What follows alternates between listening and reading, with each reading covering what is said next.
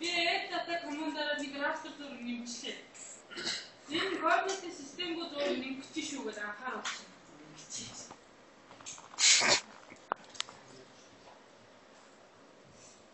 Тэгээд нөгөө 9 цэгээ олж чадчих шүү дээ.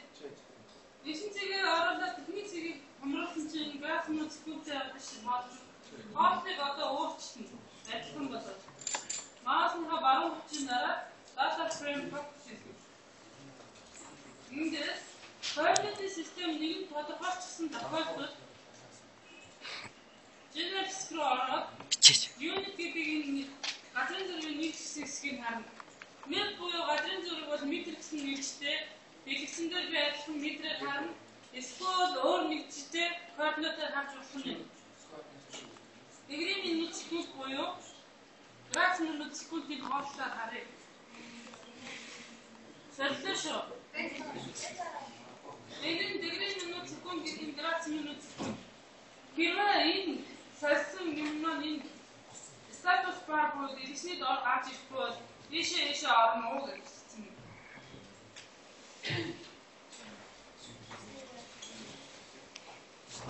За, аппарат авчихлаа. Энэ хаалт өөрчлөсөн байна. Энэтэй адилхан байна. Одоо би хяналтын цэгүүдийг хэвлэхдээ дээд control points буюу хяналтын цэгүүдийг хэсэг командыг авнаа.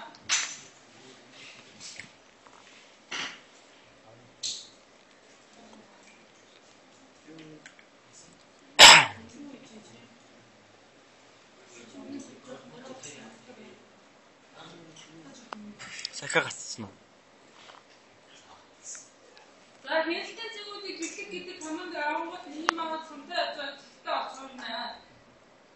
Энэ гадын цэгийг авч хатгах нь хэвлэх нь.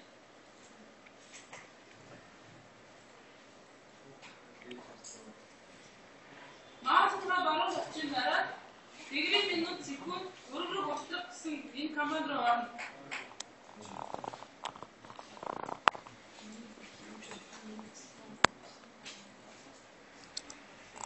За уртаг нь хэд гэж байна? Энд дээр 91 градус 1 минут 1 секунд. За 48 градус 1 минут 1 секунд. Энэ нь дэлхийн бөмбөрцгийн хаана орж байгаа зааж байгаа.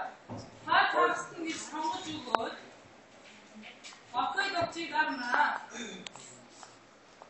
Зураг явах гэхээр координатгүй байж байгаад координаттай хаана нашаар өмсөө нөгөө зураг ингэ координатгүй байж байгаад би сая 91.48 мэдээд орчихсон.